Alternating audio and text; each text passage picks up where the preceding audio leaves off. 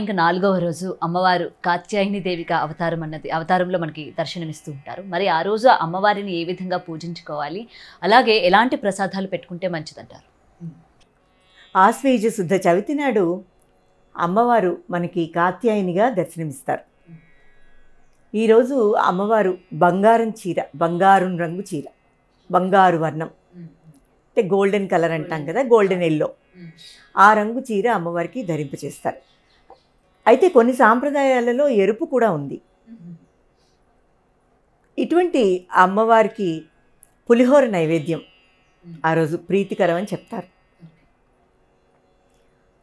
అమ్మవారిని ఎర్ర మందారాలు, ఎరుపు రంగు పువ్వులు ఏవైనా వాటితో పూజిస్తే మంచిదని చెప్తారు. కాత్యాయని వ్రతాన్ని అలనాడు గోపికలు చేశారు కదా, అటువంటి వ్రతాన్ని మళ్ళీ ఆండాళ్ తల్లి తన సకులతో చేయిస్తుంది. అదే మనకి తిరుప్పావై. అటువంటి కాత్యాయని అంటే ఒక క్షామం వచ్చినప్పుడు కన్నె పిల్లలతో అక్కడ కుల పెద్దలందరూ కూడా ఈ వ్రతం చేస్తే అక్కడ ఉండేటువంటి కరువు కాటకాలు పోతాయని ఆ వ్రతం చేయిస్తారు. నెల రోజులు చేయిస్తారనమాట ధనుర్మాసంలో. అది ఆధారంగా తీసుకుని ఆ కాత్యాయని వ్రతాన్ని ఇక్కడ ఆండాళ్ తల్లి వాళ్ళ సకులతో కూడి చేస్తుంది. రంగనాథస్వామిని వివాహం చేసుకుంటుంది. ఈ తిరుప్పావై అని ఈ రకంగా ఒక కన్నె పిల్లలకి చాలా ముఖ్యమైనటువంటి అవతారం ఈ కాత్యాయని వ్రతం, కాత్యాయని అవతారం.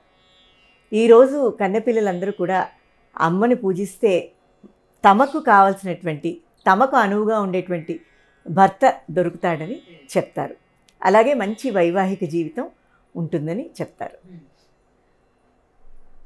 శంకర భగవత్పాదులు తన మంత్రమాతృకా పుష్పమాల స్తవంలో కల్లోలసితామృతాబ్దిలగరే మధ్యే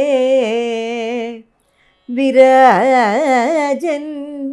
ద్వీపే కల్పకవాటికా పరివృతే కాదంబవాట్యుజ్వలే రత్నస్తంభ సహస్ర నిర్మిత సభా మధ్యే విమానోత్తమే చింతారత్న వినిర్మితం జననీ జననీ జననీ తే సింహాసనం భావయే జననీ కాత్యాయని తే సింహాసనం భావయే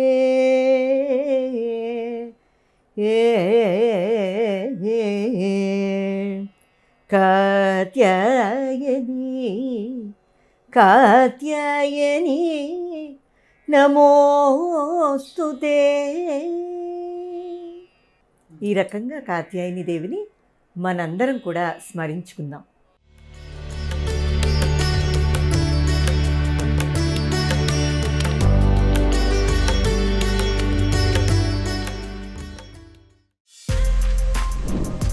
For more videos like this, subscribe Big TV channel.